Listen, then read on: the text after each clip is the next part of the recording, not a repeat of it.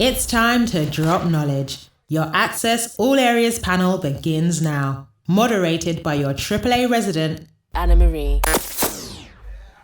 Hi, everyone. Woo, woo, woo. Did you enjoy our first performance? She killed it. She absolutely killed it. Welcome to Access All Areas. Some of you I've seen before, so welcome back. And some of you are new spaces, so welcome. Today is our A&R special. So as you can see, today we're talking about what is A&R and is it relevant in 2022. So first, little roll call. Do we have any A&Rs in the building? You can raise your hands. I can't actually see. Maybe there was one. Do we have any aspiring A&Rs? A couple of hands, yeah. Do we have any artists? Okay, artists are here. Cool, so a nice mix of people. Make sure when you have time to chat to the people next to you, people around you. Like we said, this is a very valuable room. You all have value, you all have purpose. So you never know who's sitting next to you. A bit about me, my name is Anna Marie, hello. I'm your host. I'm a radio presenter, TV presenter. I'm on No Signal Radio, and I do many things. I'm also an A&R on the side as well. So this will be informative. I do bare things in this life. Thank you, loggers. So I will be learning with you today. We're going to go through our panel, so give them a round of applause. So next to me, we have Benjamin Akpojaro. He is an A&R manager at Reservoir. Round of applause. Akpojaro. I got that right, sorry. Then we have Dan Owusu, who's the co-president of Dreamlife Records. Round of applause. Next we have Luciano, who is an A&R manager at Because Music. Then we have Luciano Santana Pinto, who's A&R lead at Candllea Records. Round of applause for everybody. So there will be time for Q&A a little bit later on. So if you've got questions, note them down. And we will be sure to get to you so you can answer them. So first, we'll start to my left. Tell us a little bit about yourself and what you do. Yeah, I'm Ben, as Anna Marie said. I'm a music publisher, so slightly different type of A&R. But yeah, I've been at Reservoir for 9 years now. I started there as an intern, and I work closely with a bunch of writers, producers, and artists as well. And I also manage a couple of producers and co-managing artists outside of that too. So yeah, in really short version. Did you want longer Like version? who? Who do you manage? I manage a producer called Call Me The Kid, who I also publish. I manage another producer called Mitchell White, who does quite a lot of UK rap and Afro swing stuff, and then co-manage with my brother, who's somewhere at the back there. Incredibly exciting new R&B artist called Javan, who I'm sure many of you will come across in the coming months. Yeah, cool. Thank you very much. Dan, tell us a little about yourself and what you do. Hello. What's happening? So yes, one of three co-managing directors, co-presidents at Dreamlife Records, which is a label which started in 2020 in a joint venture partnership with Sony. So yeah, we've been going for the last 2 years. Got Russ signed to the label, Pit Millet, and then we've just got a single situation happening, which should be coming in the next couple of weeks, which is SR and Pound. So yeah, just working on. Okay. Hello guys, my name is Uche. I'm an A&R manager at Because Music. I've been there for like 2 years now, but previously was at Island Records / Universal Music Nigeria. Also I work across records and publishing. I also manage artists and producers as well. Cool. Luciano. Hi guys, I'm Luciano. I'm one of two directors at Candllea Records, one of the founders.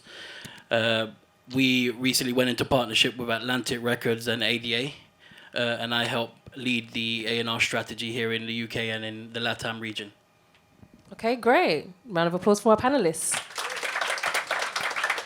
I forgot to say, if you're taking any pictures, any videos, please tag us on Instagram at AAA Seminars, and on Twitter, I think it's the same. So yeah, just interact with us and we'll be sure to repost. So we have, I think, a very heavy panel today. So you guys have been very humble. I want you to big yourself up, talk the talks, and tell us all the tea, because that is what we're here for. So first question, what exactly is an A&R and what do they do? I'll let you, anyone can pick up on this. A&R obviously stands for Artists and Repertoire. A&Rs are responsible for finding talent, and we oversee the creative and development of the artists.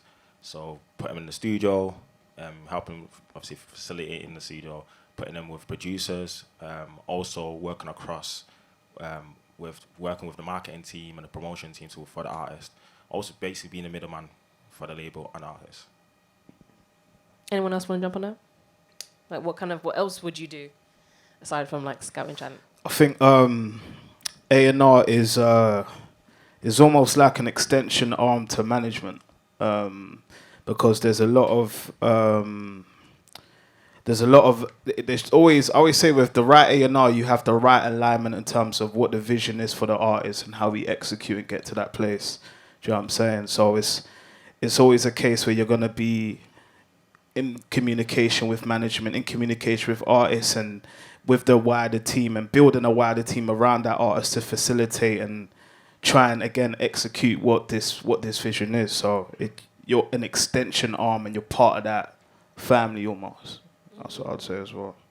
Okay. And for those who are aspiring to be A&Rs, what kind of roles are there like within the A&R umbrella? And what kind of roles would be available to somebody that's looking to get in? I'd say there's definitely a few. You've got an A&R scout, which that's where I started from, which I think most people started from as well. Do you know what I mean? So as a scout, you're almost like the runner. You're going around, you're trying to find music. Your eyes and your ears are on everything, everywhere. You're looking at what the next trend of music's going to be. Do you know what I mean?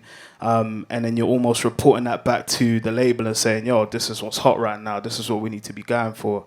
And then, as you do more of that, you then start going up in the ranks. You start not only finding the talent, but signing it and then helping it to develop as well. And this game is a people's game. It's all about your relationships.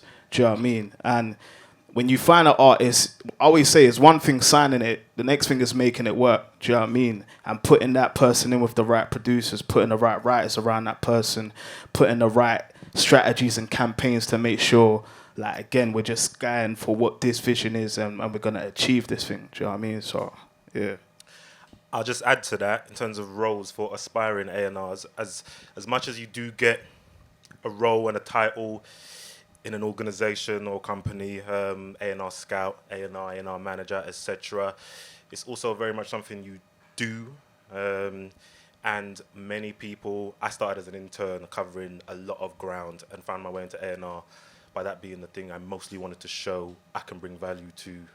I could have ended up in copyright or elsewhere, but I said I want to be A&R from the jump whilst I was making the coffees, and so did that. And loads of people find their way into A&R via radio, via social media, by doing the connecting of the dots, by finding the artists, by creating platforms, putting the word out. And so don't get too caught up on the title and the role and finding your way into an organization. Bring the value, do the A&R stuff, and you'll be an A&R long before people are calling you it or before it's on your business card. Yeah, just to add on to what he said, I think one thing you can do to get to the A&R title, I think one thing that we all have in common here is that we're fans of music, and through one of these tunnels, we the end goal was we got to the A&R. So, for example, for myself, I started off by running my own pirate radio. So this was way back in 2006. This was pre-internet, and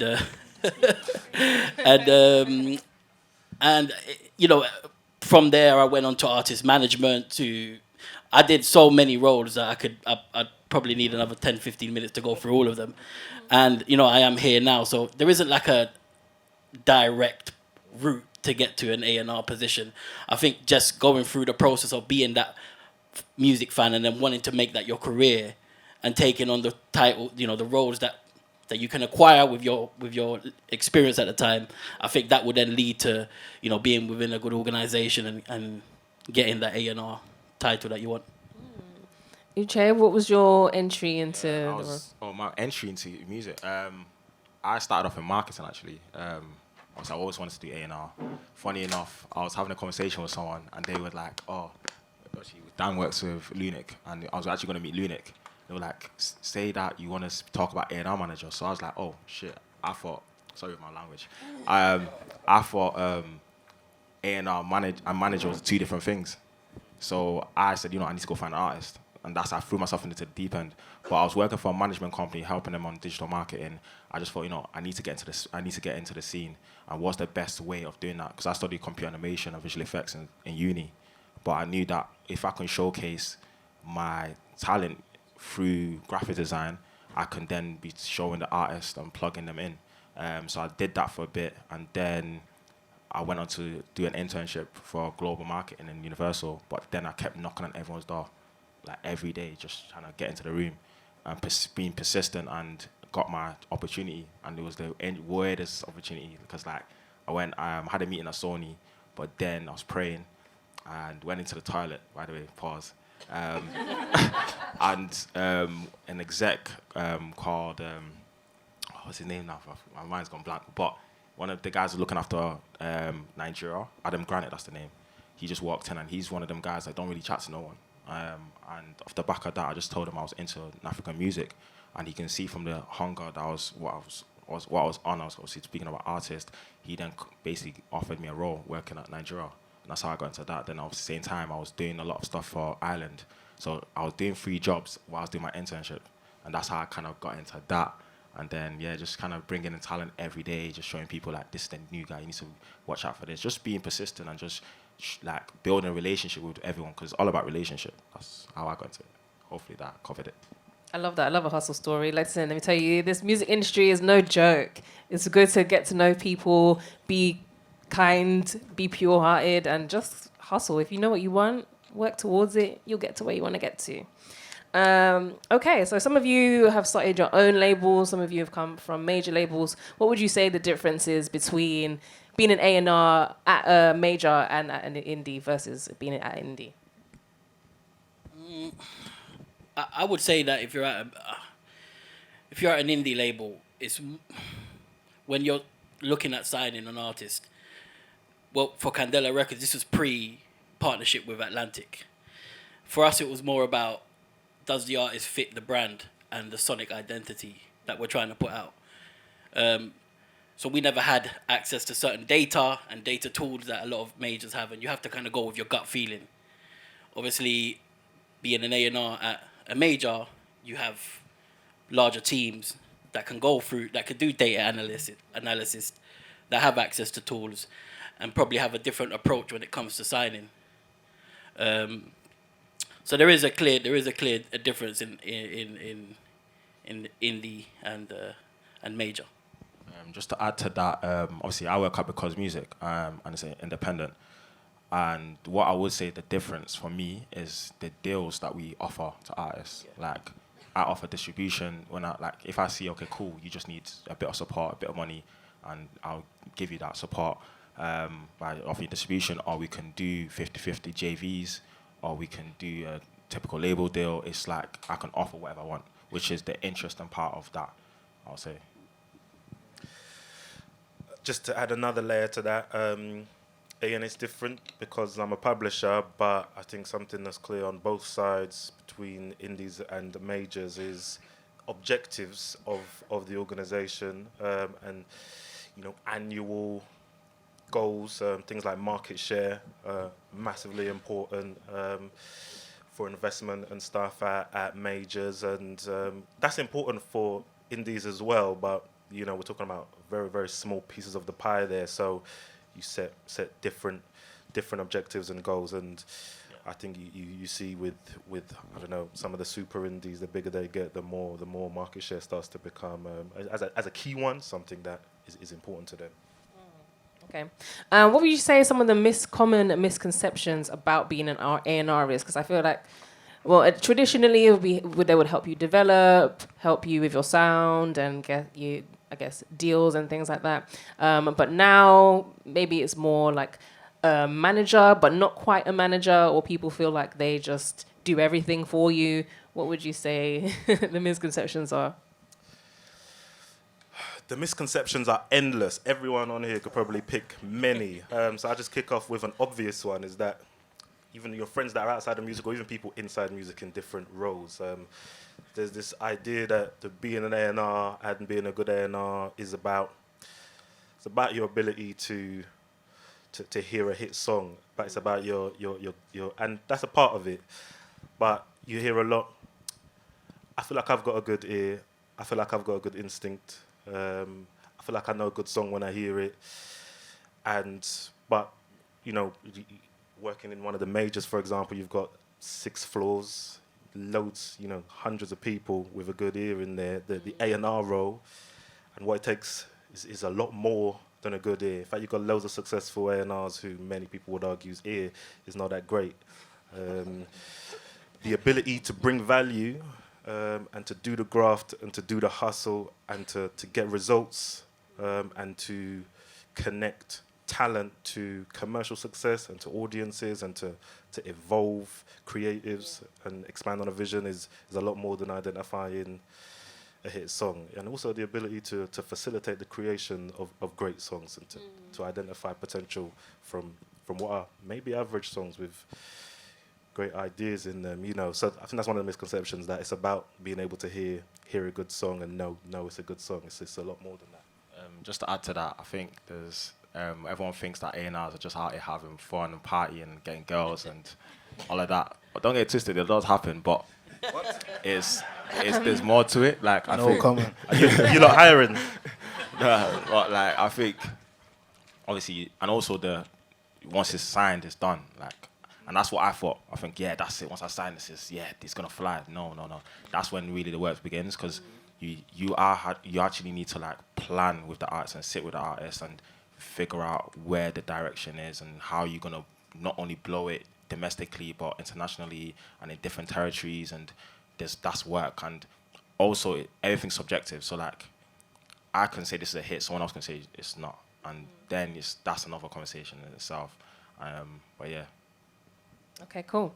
How do you think the traditional role of an A&R has changed? So looking back to like the 1950s to now, what are some of the ways that A&R has developed? I think technology and data has definitely changed. Are you a rapper? it. Do you rap? I used to. Because you're doing You hold the mic like you're like that, MC. like a pastor. Yeah, You're gonna hold it like this. In the beginning, I'm joking. I lost my train of thought. Data and technology. Yeah. Technology. I think like I watch a lot of like documentaries. I was watching Clive Davis's one, and I think he was talking about Whitney Houston and his process, and similar to what I like to do from time to time is visit different publishers, get records. So if a songwriter's done a demo for someone, get that song and then give it to the artist. This is you to sing, that's it, we'll handle marketing, promote it, and off it used to go. Do you know what I mean? In today's day and age, major labels don't have that much power to dictate what the consumer likes. We're very much led by, if something's, not everyone, but most of us are led by, if the data is showing that this song is moving on this platform, then this is telling us that if we put a little bit of heat on it, it could go. Do you know what I'm saying? And over the years, like my first role, my first proper industry role was a scout at Relentless. This was 2017. Yeah, the first artist I'd scouted there was Notes, Addison Lee. And that was simply because I'm on Link Up, I think it was either Link Up or GRM, one of the two. But I'm seeing his numbers going up. I'm hearing a song and I'm like, it's a catchy song. The kid looks like an inoffensive, smiley black kid dancing, talk about Addison Lee. It's just good vibe. It reminded me of Chip doing Oopsie Daisy when he was Chipmunk. Do you know what I'm saying? Like the black kid that someone down in Scunthorpe wouldn't be mad at taking their daughter to their concert. Do you know what I mean? Okay, It's real shit. And so, and what I mean is, like, over the years, like, there's been different forms of platforms that tell us, okay, this song's gonna move. It used to be not even used to be, but GRM's played a part in that. I'm Just Bait as a platform has played a part in that. TikTok in 2022 is what's playing a part in that. Do you know what I mean? So I think the thing that has changed that we've seen over the years is just technology and the different platforms that be. So. Anyone want to add to that? I think you hit the nail on the head there, to be honest. Yeah. And just to say that's constantly changing. I mean, you mentioned from like the 50s to now, but from 2016 to now, it's changed. And mate, when I started in 2013 as an intern, I was told, just be on gigs, one, and I think live music is always going to be important. It was religiously attend gigs and religiously scour blogs, and there were websites and things where you could get blog aggregators and all your blog stuff would pop up and they were on it, and where is that's not even a thing. No. That's crazy, Pigeons and planes and all of that back in the day, like that's not even a thing anymore at all. It's crazy life. Talking about digital, so yeah, you touched on TikTok briefly. How do you think the impact of TikTok, YouTube, social media, do you think it's played a part in the relevancy of A&R, like having an A&R, or because artists can really just upload their music and get views, get streams, so the relationship or the need for an A&R might be taken out. How do you feel about that?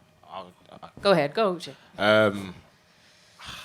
Yes, these platforms are needed, don't get twisted. And obviously, it's the biggest discovery, so everyone has the opportunity to put out music and everyone can be an A&R within themselves. But the reason why I think A&R is needed is because, end of the day, this is still a business and it's about money. And it's like, a song can be blown on TikTok doesn't mean that it's gonna translate into streams and anything else. And it's like, we're here to like still use our ears and our trained ears and with our experience to like know, okay, cool, this is a song that is gonna actually live. And like we've seen that with Pink Panthers. At first we thought, okay, cool, this could just be a TikTok song, but she's an artist. You can tell like from seeing what she's been able to do after back of that. And then there's still songs that's had 3,000 views, or not 3,000 creations, and still didn't move to translate into streams. So we're still needed. Yeah. Lucy?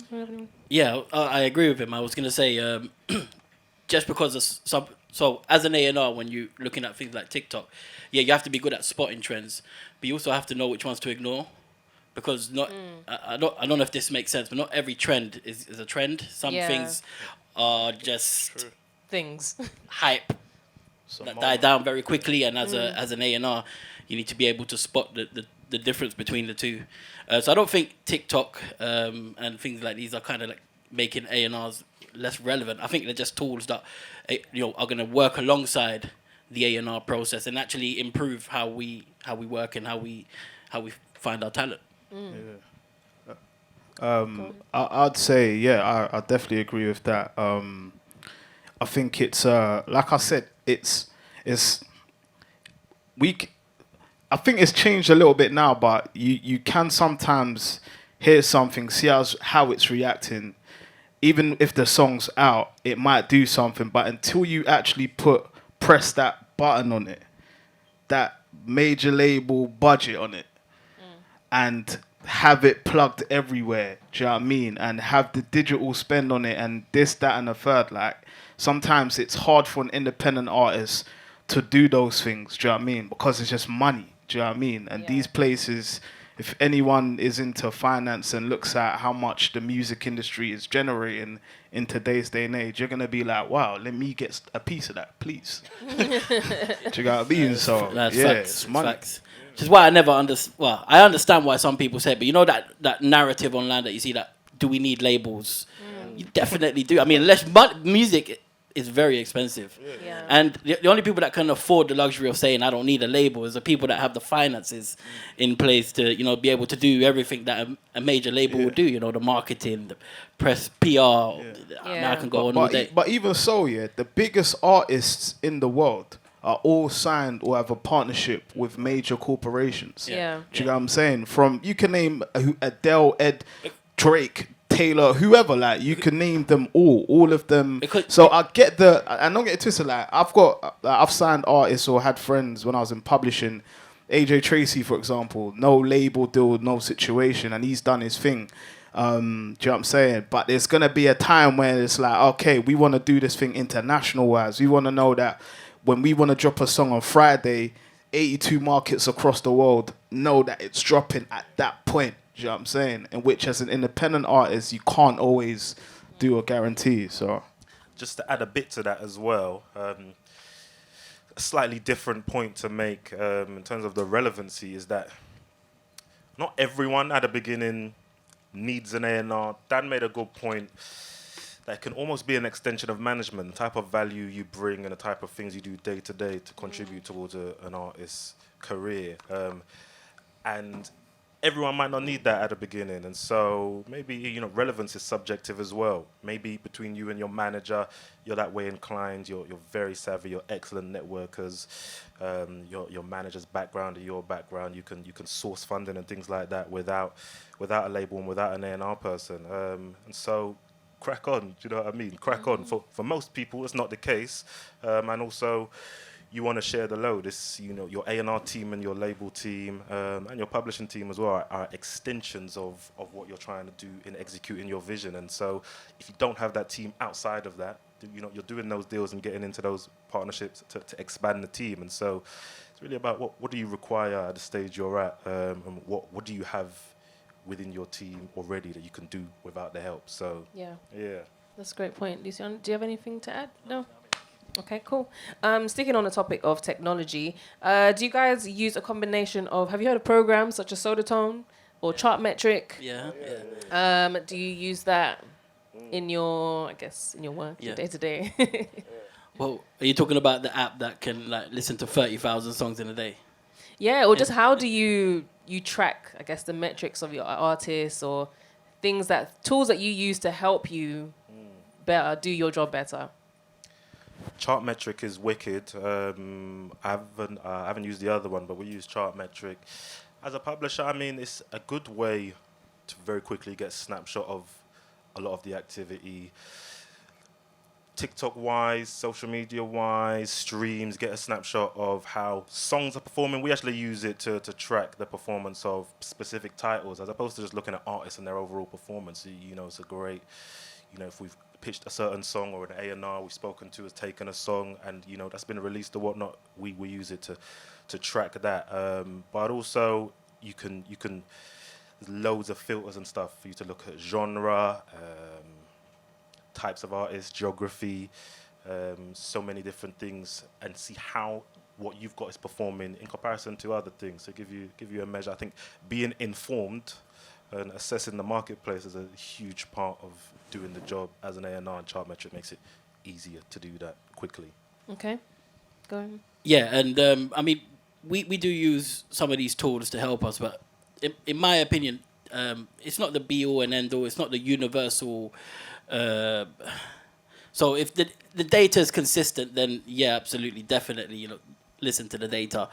But a lot of the times, you still need that human element to go alongside these tools. And a lot of the time, these tools are just assisting the A&R in their intuition with the artist already. So yeah, these are great tools, but and there's this narrative online where these tools are going to take over the A&R department. I never see it like that. I just see it as it's just enriching our process. It's just giving us more insights, access to insights that help us make more calculated decisions. Because, I mean, how many songs get uploaded to Spotify every day? Do you know what I mean? There's, I said about 30,000, 40,000. There's no way you can humanly possible listen to every song out there. So you do need these tools in place to help you, sift through the majority and sort of narrow it down. And then you still need that human element, that A&R to come in and analyze that data. Yeah. Uche? I also use it as a way of letting me know where the artist needs to travel to. Because I think it's super important for artists to branch out and go to different territories and be there. Like, if a song is blowing up in France, why are you not there? Just go and capitalize on it. That's basically what I use it mainly for. Okay, just to repeat, the programs were Sodatone, like soda and tone, and Chartmetric. But I'm not sure if the public have access to this. Or is it only through label? Sodatone is, I think, exclusively to Warner. Yeah, I ain't even heard of that. I ain't heard of it either. Okay. Say Sodatone. Yeah, Sodatone. Sodatone. It's sick. It's good. It's really good. You got to pay for it. You gotta pay. Yeah, you got to pay for it. But I think anyone can get access if you. Okay, cool. As a side note, I wouldn't really know about this, but you do hear rumors of from the majors that they've got people locked up just looking for spikes in TikTok performance and whatnot, and then they jump on. I don't know nothing about that. Dan will know more. But Just throwing it to him. and then That was cute. That was cute. That was cute. That's how they target accent. Dan, do you have anything to say? No comment. All right. Okay, like this is coming from me as a music head, someone that loves going to shows and like, you know, just really experiencing seeing an artist on stage. There are a couple shows that I've been to where like I know the artist is popping in the grand scheme of things, like streams and stuff, but on stage, they're dead. They can't perform. Who? I'm not going to mention any names. Say the name. I won't say any names. So is there a lack of artist development from A&Rs in this current age? I would say, it's definitely different, and I think from my personal experience, and I've traveled to many places. America just played a big part when I was in publishing, like just doing back and forth in there. The difference in how A&Rs work with their artists there is very different to how we work with our artists here. I feel like our artists here have a lot of power in a sense where they're going to do what they want. They're going to give you the music. We can give advice and say, yo, you don't think it's all right. No, I'm going to do, I know my sound. All right, Mark. All right, cool. You want to put it out? Don't do nothing. Don't come cry to me when it don't do nothing. Do you know what I'm saying? Yeah. And then you kind of you got to just try and grab the ear when you can, innit? Whereas with America, like, even I was watching P. Diddy's documentary on Netflix recently, and just the way he's with his artists and Mary J. Blige, and it's like, yo, it's got to be the best. Do you know what I'm saying? And I would love to be in a room with certain artists and be like, yo, that's not how you perform on stage. You need to energy and, you know what I'm saying? Like, I think we all desire that. Do you know what I'm saying? Yeah. But I feel like there's just a culture in this country where there's just a lot of power that's placed in the hands of the artists, and I think it changed when the term creative control became more so of a bad word. Do you know what I'm saying? And I think that's where the tide kind of changed, and a lot of the power, I say majority of the power, is with the artists now.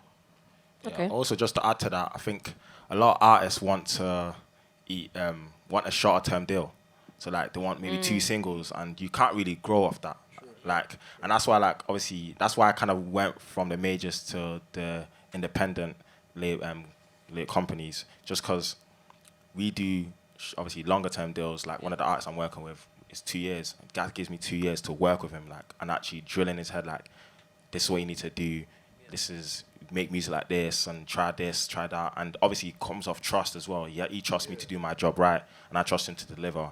But yeah, I was saying. Sorry, can I just say something just quickly? It's just going down to what you was just saying, Dan, just a minute ago about the songs have to be the best and blah, blah, blah. In a lot of ways, that is actually right. But when you check it out, if with the generation game, if the songs was always the best in our ears, then we probably would have never had Soulja Boy. So if you could check it out for what I'm saying, when that tune actually first dropped, it was so offbeat, and a lot of people was like, hold on a minute, what the hell is this? But it kind of really shifted the whole game. So there's kind of a bit of a divide in that. Now, obviously, most of the songs have to be of excellent quality, but then there's also that small piece that is kind of can be off key, but we just don't see it. They see it though. I agree. Yeah. I think that's more so. I feel like every older generation will look down at the next generation like, bro, this is dead. What you lot doing? Do you know what I'm saying? So it's like a Nas might have heard a Soulja Boy and thought, this is corny, bro. What are you doing? But in his day and age, or his age group, and the culture in Atlanta or at that time, it was fitting. Do you get what I'm saying? Like, it was like, we hear it and we're like, yo, this is a banger. Like, how could anyone even doubt it? And because for that time it was. Do you know what I'm saying? So I get what you're saying, but I think there's just that is probably just an older generation, younger generation thing. I'd say. And to add to that, Lucy said about some trends ain't trends and some trends really are trends. And I go back to the point I made about people think hearing a hit song or hearing a good song and knowing it beforehand is necessarily it's easy and not everyone could do it, and that's your primary role as an A&R person. And of course that's an example there where you're saying, well, most of us would have heard it and said, Soulja Boy, this is a bit medium. Some A&R person needed to hear that, have knowledge of youth culture, of the marketplace, of YouTube, of where we're at now, and say, this is fit for purpose, and see through a lot of their own maybe personal bias, and that I think you separate. And he became the first viral superstar, didn't he? That's it. The first rapper to do everything, basically. Luciano?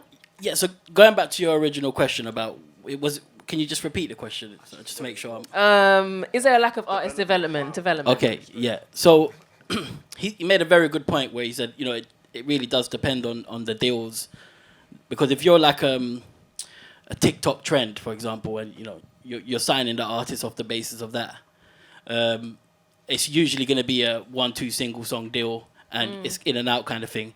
At Candllea Records, we actually developed a development department which works separately to the label. So we're building a pool of talent that we're investing resources into, whether they need songwriters, producers, whatever it may be. So this is pre-signing. This is before we even sign them. So we invite them to take part in this development program.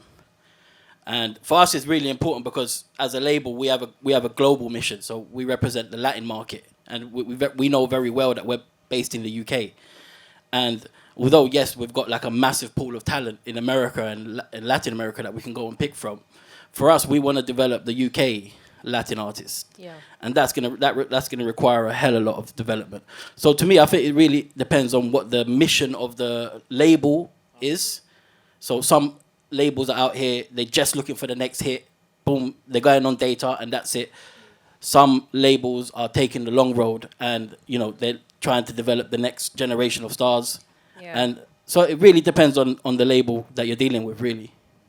Okay. Just to add to that, and you mentioned at the end stars, me and Uche were having a conversation earlier talking about live music actually and star quality.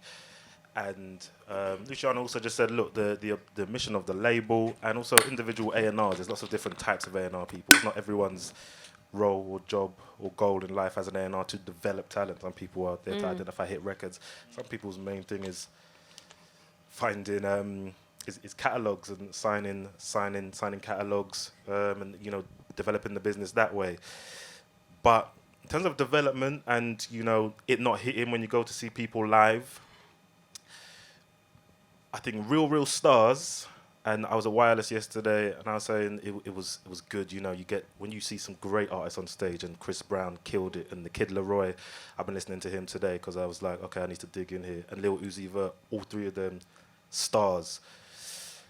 There's a lot to learn about performance and songcraft, and there's loads you can train, but stars are not developed. You don't create stars. They're born.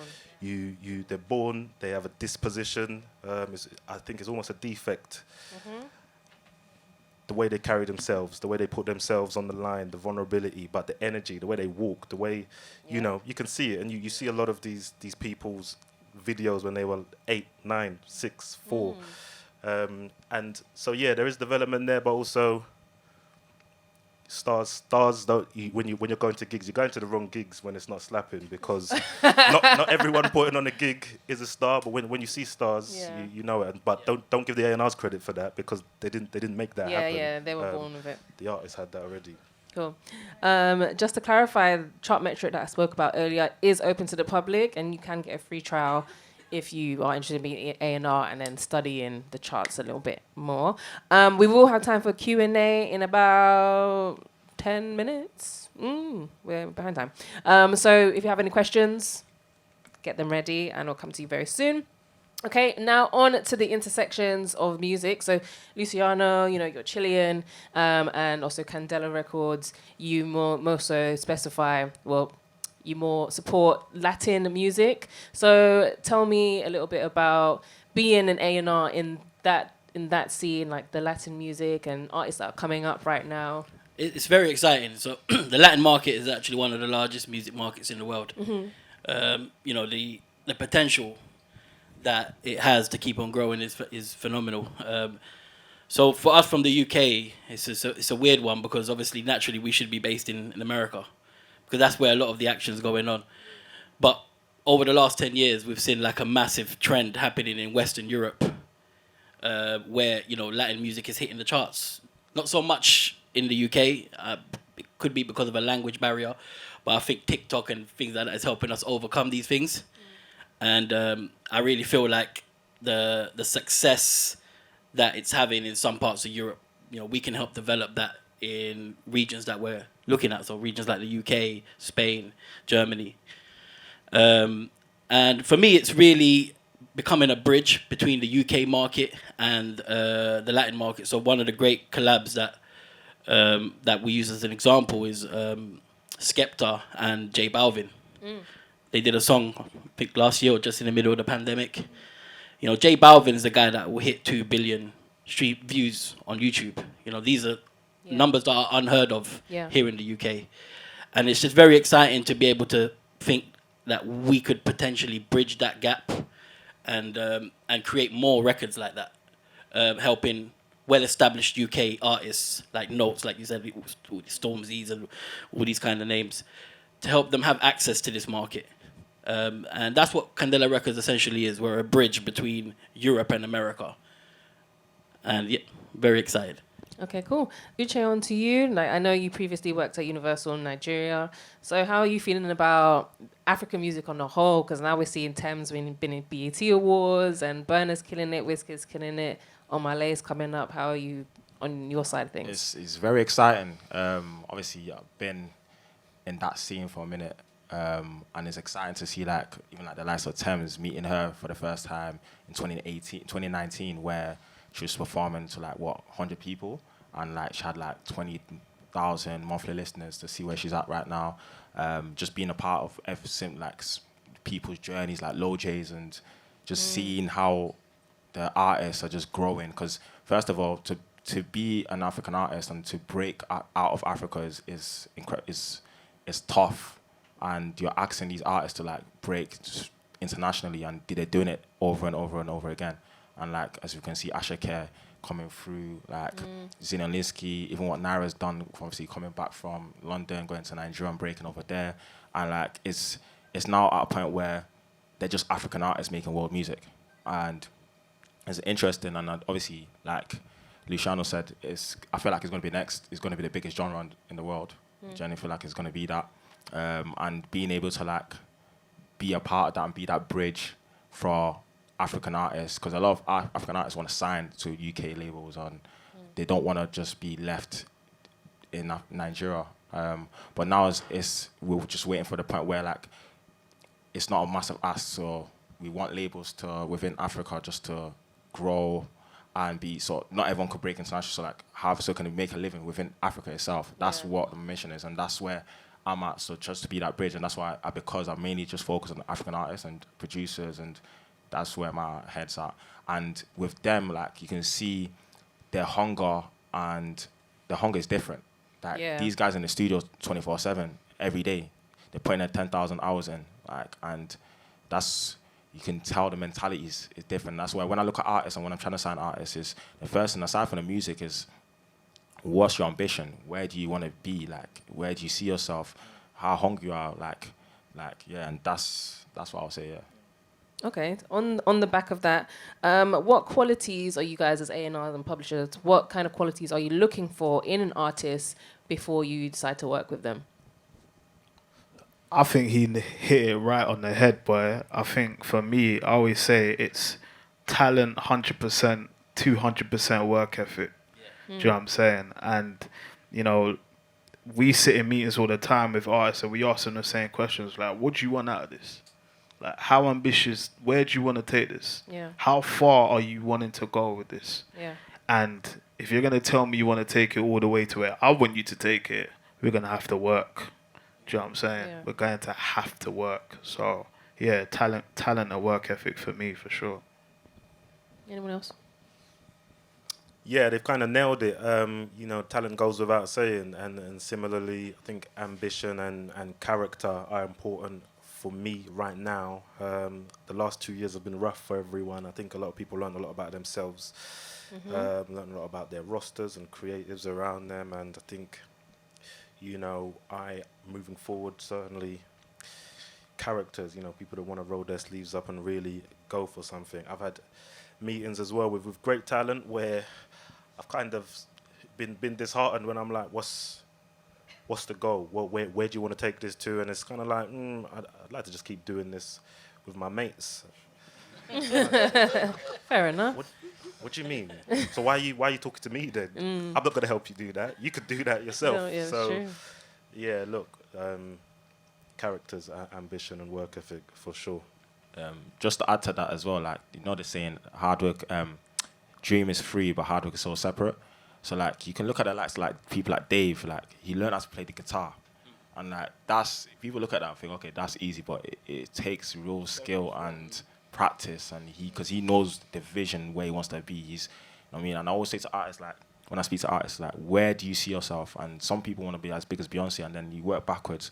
And, like, I remember a conversation I had with Central C when I was trying to sign him, and he studied because I was asking, like, obviously about France, and he broke down the French artist, the Italian artist, and he knew where he wanted to be, and where he's at right now, it's not luck. Like, he knew it exactly, and it's like that's why these guys are great, and that's why it works for them, and yeah.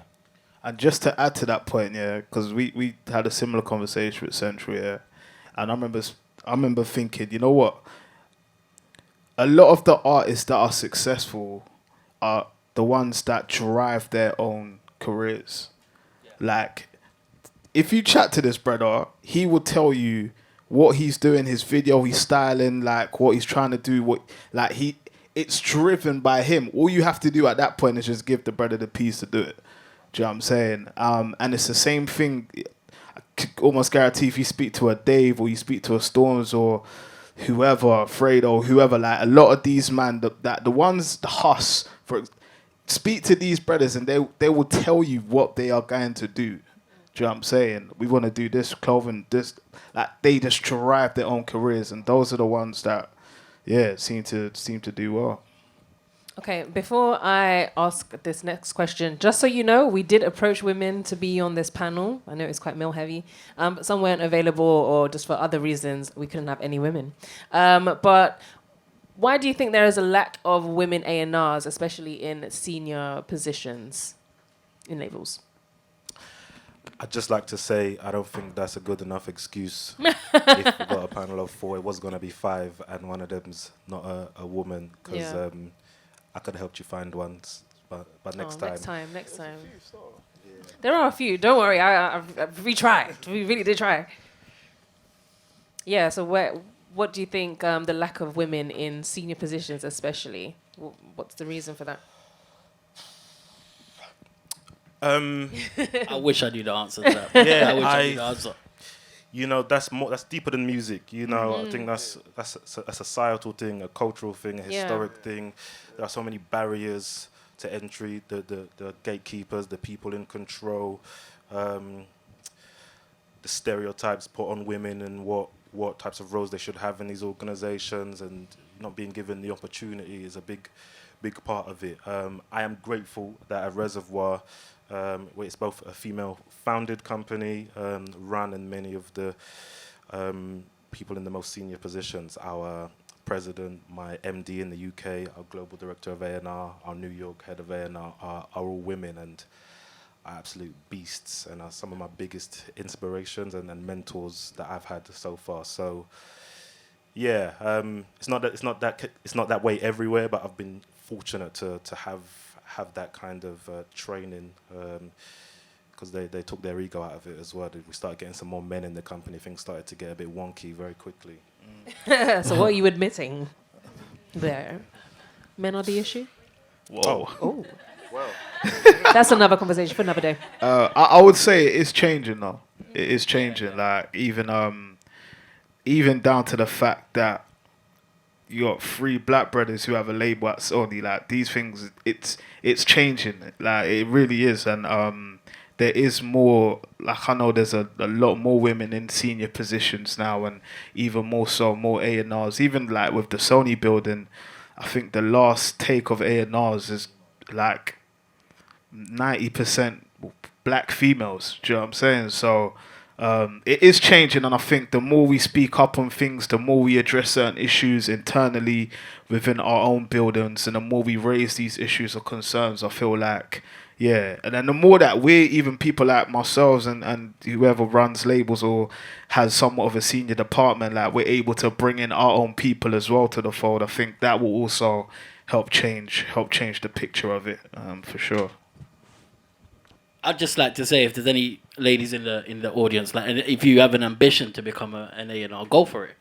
You know, that I think that there's some industries that are I don't know the reason for it. Like it could be a society thing that are male dominated, but we're in that generation, in that era where that's changing. And you know, some of the greatest A&Rs that I've come across, that I've been mentored by, are female. And so it's not a case of, you know, can they do this? Of course they can, and they can be great at it. So, you know, if you're thinking about it, just go for it.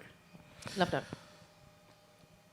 Just to add on to that, completely agree. What I won't pretend, from speaking to a lot of my female peers and colleagues, or it won't be easy. It's definitely not a level playing field. There is a lot of bias there. One thing I've heard from managers, women managers that I respect a lot, is, you know, in rooms where it's acceptable for a guy to be forceful and, I don't know, bullish in what he wants in an A&R creative discussion, women come out of those conversations not getting the same result, because guys don't want to take that. They don't want to hear that from women. But push through, because it is changing. Like Dan said, it's not level, but push through. There's a lot of organizations and people and the state of play now. Be loud about it. Be loud about your experience. Be loud about what you're doing, and the support is there for you to cut through and get to where you want to get to as well. Love that. Great advice. Yes, ladies, you do need to champion yourself more. Put yourself out there. Tell people about what you do and how great you are. That's how you get more opportunities. And be confident as well. Yeah, Trust absolutely. Me. Be confident in your thing. Yeah. And let's talk about race a little bit. Do you find that maybe at... we're hitting the hard topics. Do you find maybe at major labels that it's harder to get bigger budgets depending on the race or the genre of music that an artist makes? Is this being filmed? It is. We're not live right now, so we can edit it out if you want. No comment. Okay, yeah. Is it a techie topic?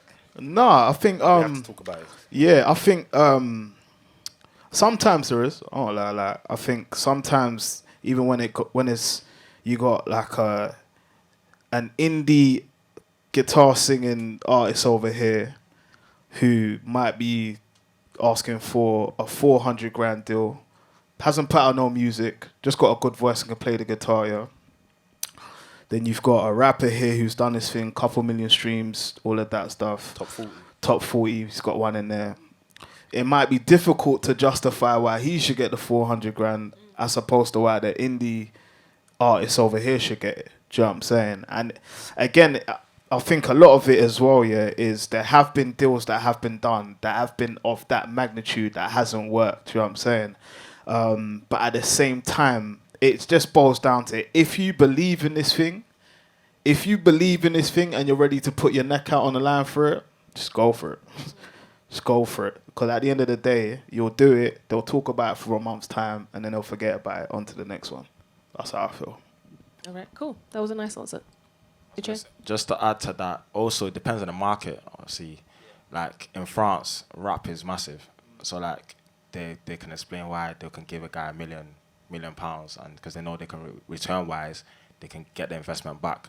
And obviously here we know that pop is still the bigger genre. So that's what I would say. It's like, it's just obviously justifying why this artist needs this amount of money. Also, it's like, it's a lot of pressure. If you give someone 400K, you need to now look at how he's going to get that money back. So streaming, and even then, obviously, as a publisher and obviously on the record side, I would say like syncs, rap, drill don't sync. So that's another, like, some of these songs sync, so they can get them. You can have 2-3 syncs, and that brings back 100K back. So it's like, you have Sync to being like getting played on TV and like all that stuff on there. you know the backing music of adverts, that kind of stuff. So there's all these factors that come into play when obviously giving the check, I'll say. Okay, cool. Last question, because I'm conscious of time. We're going to have our Q&A, and then I'll ask, if you have questions, I'll ask you to come to this mic. But last question, based on your experience and anyone wanting to be an A&R or looking for an A&R, what do you think it takes to be a good A&R? I think to be a good A&R, first of all, you have to be a people person. You have to be able to connect with people and people to be able to connect with you. But I think one of the biggest qualities that an A&R can have is be somebody that follows through, somebody who's a man of their word. Because there's a lot of shadiness in the music industry. And I think a great A&R is someone who's able to spot talent, communicate effectively, and then follow through with what they're communicating. So be a man of your word, follow through. I think those are great qualities for an A&R, because as big as the consumer audience is, the actual music industry is not that big. Most people in the industry know each other, and reputation is an important thing. So if you're an A&R that follows through, does what he says, I think you're going to attract talent. People are going to be more willing to work with you. And I think just in general, as a human, that's a great skill to have. Somebody that follows through and does what they say. Just to add to that too, I say being a great A&R is the ability to learn and listen. Like, just going to the studio. Like, I didn't have no music background. I just love music. So just going to the studio every time, just being there, studying what the producer's doing, how the artist is developing, and then obviously listen to a lot of music and having references, and then being able to like add my opinion into this, because there's no wrong or right answer to this. It's what you think could work, and if it works, it works. If it doesn't, it doesn't. I'll say, and obviously good taste in music, and also like know what genre you want to be in. Like, if you know rap is your thing, focus on like do the rap thing. Like, don't be like, okay, I want to do pop, and you don't know nothing to do with pop. Just like, know the lane that you want to be, and then obviously when you're ready and you feel like, okay, you've mastered this and you want to diversify, you can do that. Ben? Dan? To be a great A&R. Yeah, well, what qualities do you think? Being a people person, just having your ears and your eyes to everything that's going on and moving. I feel like you got to work hard. It's a case where you always have to prove yourself from time to time as well. Beyond the great stuff, beyond the hot stuff. I remember one of the great advice one of my mentors gave to me was that if you stand next to things that look successful, you'll be successful too. Do you know what I'm saying? And that's part of it as well. So, yeah, it's just identifying all of those things. You sign it, you develop it, you deliver, and then you do it again, literally. Great. And Ben? They've kind of touched on it, and Dan just now with delivering is, I'd just say, add value consistently, and early on. And you don't need to add every type of value. Look, your network might be small to start off with and whatnot. You might not have big budgets to work with. You might not even be at an organization, but identify some value you can add and work on adding that as much as possible everywhere you can. And as you go, you'll add strings to your bow, and you'll add other forms of value you can give to creatives you're working with. But add value. You can only get so far standing next to successful things. It will get you places, but you're gonna need to bring something to the table if you really want people to respect you. So yeah, add some value and add it often. Great. Ladies and gentlemen, our panelist. Cool. So now it's time for you guys to ask your questions. If you'd like to ask a question, please head over to this round up here to the microphone. This lovely lady here will give you a mic. So when you do come up, say your name, what you do, or what you're aspiring to do, and your question. AAA access all areas. Nobody got a question? Okay, cool. Yes, my guy. Now everybody gets up. Let's go.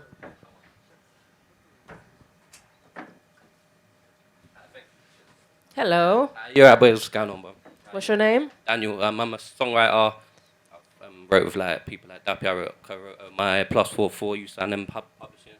Okay, Yeah, awesome. basically what I was just gonna touch on. I didn't really want to, but what you said about creative, sorry, about creative control, the word being bad, where like I'd say because how A&R was back in the day, when obviously you go to live shows and then you find people, then they kind of look up to you and they listen to you. But where now is, it's more of a find someone that's popping.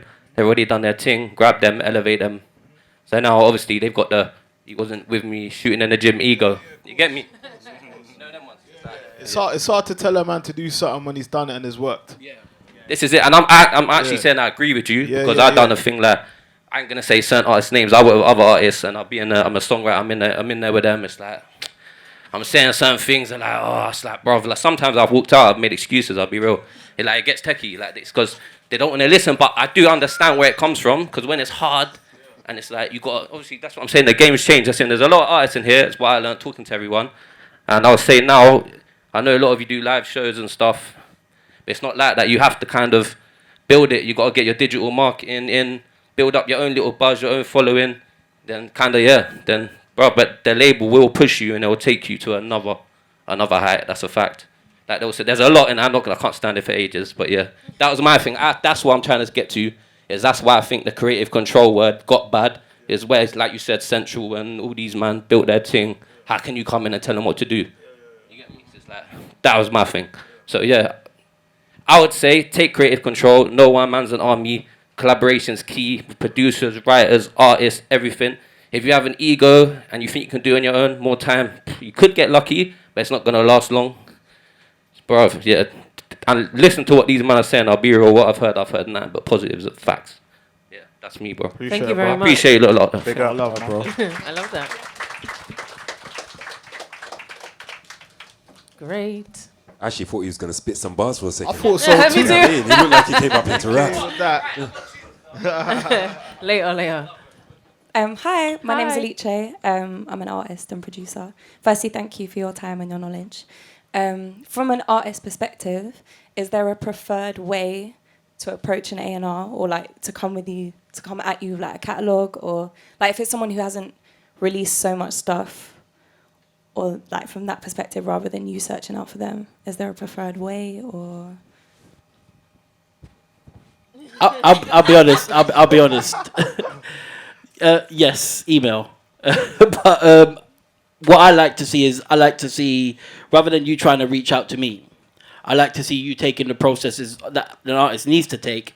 That's going to allow me to find you. And that's going to make our conversation entirely different.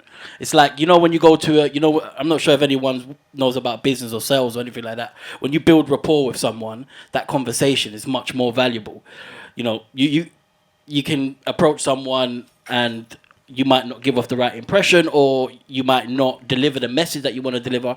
I think you should work on trying to build that rapport with that A&R, and how you do that is by just doing the things that an artist should be doing and being in the spaces like you're here now and we've met. So if you was to message me, we've now have some kind of rapport. So I think with in any field, whether it's music or whatever you do, when you're trying to establish a valuable conversation with someone, I think the most important thing you should do is figure out a way of how to build rapport and common ground with that person. Obviously, if we didn't meet today, I would say for sure good manager, because I think good manager that's in the right space, that's connected, will definitely send the music. Good lawyer, because obviously lawyers are very key in this game. Like we'll be hitting them up like, yo, what's the send us some tips, and they'll send if the music is good enough, we'll find it. You know what I mean, I'm just making sure that your music is just top tier. Like, yeah. Yeah, I think that's the main thing. Like, just making sure that you're confident in the music. I'm a man. I'll be honest. I listen to people inbox me all the time, and I listen to everything. If I don't respond, it just might mean I'm just not feeling it. Do you know what I'm saying? But yeah, I'm pretty easy and accessible. Take my email, whatever. I'll listen to it for sure. Yeah. Can I just add something quickly? I think also when you do approach someone, say if it's on social media, I think just deliver it in a way where them finding your music is easy. So I've been approached by people that, hey, do you want to hear my music? And then they send me like a video of them listening to their song. Do you know what I mean? Do you know what I mean? So make sure you have your links with, you know, everything on your bio where I can easily find your music. Everything's in order and accessible. I think that makes it great as well. Because I've received some dodgy videos and yeah. Thank you so much. Hi, my name is Adrian. I'm a sound engineer and musician, aspiring A&R. My question is, do you consider other factors rather than music when signing an artist, such as physical appearance, age, or interpersonal skills? That's a good question. Yeah, to a degree. I think that sometimes is usually dependent on the sound that the artist is doing, who the artist is, what kind of, I guess, area or what kind of genre they're trying to fit into or not trying to fit into. Do you know what I'm saying? That's to things that we would consider. Also, the subject matters in their music, their songwriting, is what they're writing relatable to what they appear to be. Do you know what I'm saying? Like, just like little things like that for sure. Yeah, someone up here said it earlier. You know, this business is about people, and you really want to dig deep when you're signing someone. You're putting your neck on the line. You're putting up big advances. Sometimes I like to get to know a few layers of that individual, and it's all a factor. You know, what's your background? What's your story? Where have you come from? What have you been through? What you into outside of music? Not just to know you. These are things that could be strengths and tools we can use in marketing you and using you, putting your music out and developing you as a creative. Some of these things may be obstacles for you to overcome. Things we can develop, strengths, weaknesses, all of that. And you know, genre and style wise, like Dan said, there are unwritten things, you know, the biases and cultures and semantics related to genres and types of music, and some of that is down to dress sense and appearance, race and things at times as well. And you know, one example, just for you know, a big story everyone is probably aware of. Do you know what else? You know, something you didn't mention there. You know, sexual orientation is a new factor in that as well. And I use Lil Nas X as an example. You know, was a black queer rapper doing country music. It was a big problem for the country world. You know, but if you're an A&R person, you got to be aware of that. Whether you do the deal or not, is dependent on what you think you can do. But if you're not aware that this country artist being black, queer, and a rapper is there's going to be obstacles for you. You got to take everything into consideration, depending on what you're trying to achieve. So, yeah, it's not always that challenging, but you got to take it all into consideration. Awesome, thank you. Don't be afraid to be out the box either, trust me. Because same way he's black, queer, and country, he busts these things. Still. Yeah, he's doing crazy things right now. But yeah, he busts these things. That could be advantage. I'm just going to take just 2 more questions. Sorry to anyone who else is waiting. But you will be able to speak to the panelists at the end, so make sure you stick around. Go ahead. Hi, really enjoyed your What's your name? Conversation. Kostadinos. Hello. I'm from Greece. I'm an artist, manager, and singer. By the way, it feels very bright here. We're So sweating up we're here, bro. in good it. on you guys. Good on you. It feels harder being here than on the other side. Yeah, I really enjoyed this. I have a simple question. Do you have any albums that you listened to lately that you liked? Any recommendations? Nice. Off the back. I like that. Side question. We'll go from you.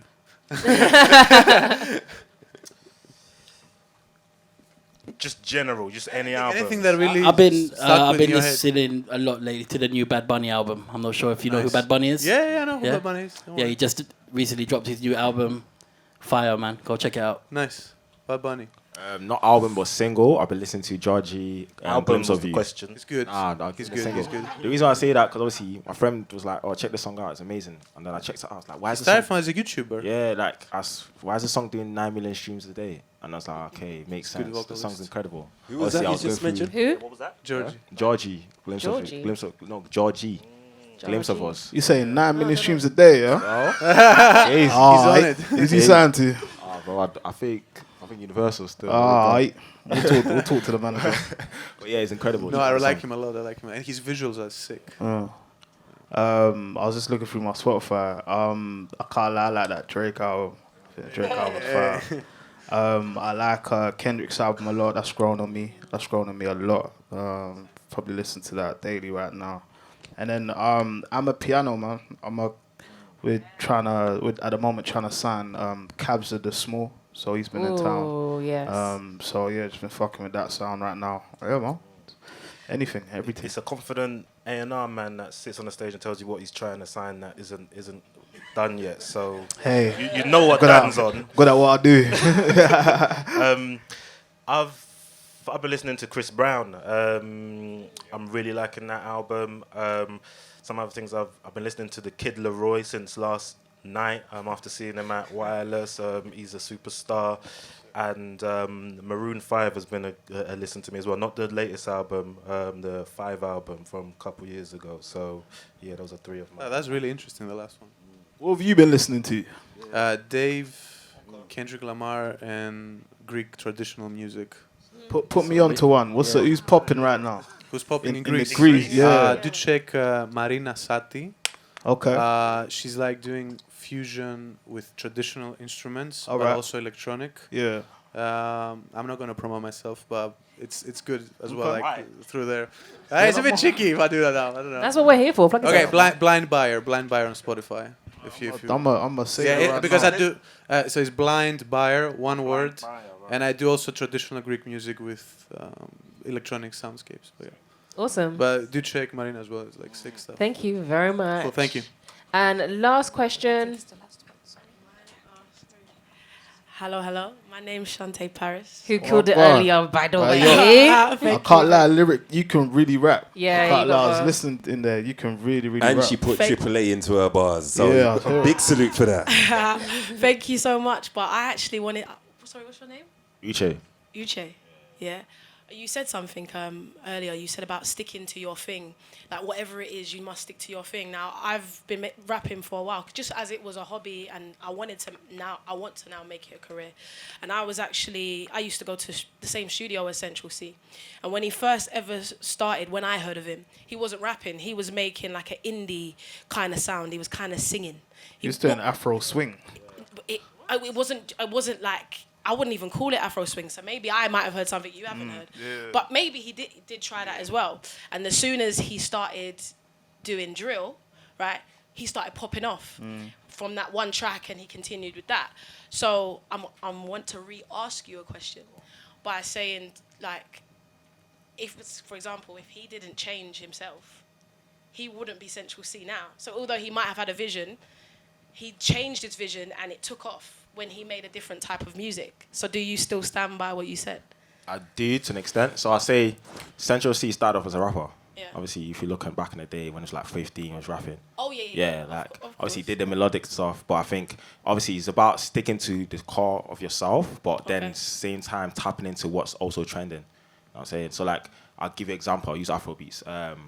Asha has like a choir in the background, and I don't know if you heard his latest song, but then Burna Boy obviously took the style and did it in Last, but he was still Burna Boy, but he took inspiration from other things that's making sense and happening. That's what I would say. But yeah, just obviously, just keep doing what you're doing. Like rap, if his rap is what your main thing. No. See, Go on. rap. I can rap. Yeah. I'm not a rapper. Sure. I'm an artist. Yeah. So I love making music. People like to label me as a rapper because that's what they've seen of me. Yeah. But I'm actually very good at other things. And that's the reason why I came up to ask this question, because me recently, I'm like, okay, a lot of female artists are not popping as much as they should be. We have some great male rappers that are doing well. We don't have as many female artists. And sometimes I may be, as you said, not lose my core, but go onto a different sound, which is maybe more easy listening, because rap isn't as easy listening, yeah? And people might take me in more. So like my newer music, I'll never lose rap because I know I can rap. But if I put that same element onto another sound where it's easy listening, maybe you might see me where Central C is. So I'm asking you. You should. I think it's about doing that. It's about trying different things and see how it works. Because at the end of the day, it's like once you enter, then you can then showcase whatever you want to showcase. It's about entering the room. I mean, like for example, Back Row G, I've heard some tunes where he's because obviously he's Congolese, like he's singing it in Ngala, but like no one's heard that yet. I don't think some people obviously. But he started off on a gritty vibes, and now he's soon will showcase that when he's ready to showcase that. I'm saying. I appreciate. Just for some added context there as well. But I believe when Uche answered the question, he was talking about advice for A&Rs and their focus. Okay. I thought you meant like, I thought you said if rap was your thing. No, but what I would say, like, obviously, because I also manage artists, so I'll give you an example. Like, one of the artists I'm working with, she came London. She was making R&B, but I said to her, like, cool, R&B is the core that you want to do. That's cool, but like, when you're making R&B, you're now competing with like the likes of Summer Walker and compete with so many people who do this, and it's like your unique selling point is you're African, you're Ghanaian. How do you now take that, still keep the core, the essence R&B, but still tap into different things? So my thought process, okay, cool. I studied different genres, studied different albums that make sense, and now we just said, we're gonna tap into the Latin because she looks like she could be from Brazil or anywhere. Let's tap into that. Bring in a producer who can produce in a way, but still have the cause Afrobeat and R&B. So merging different genres, and now like she's getting a lot of interest from labels because the music is incredible. Sorry, due to time schedules, we have to cut that right there. Sorry. Come chat to me though. Sorry. Yeah. I've got an answer for that as well, but we got time. Innit? Yeah, I've got an answer for that still. Thank you, everyone. Thank you for your questions. Thank you to our panelists. Make sure to stick around. You guys will stick around. Talk to them at the end. Swap emails.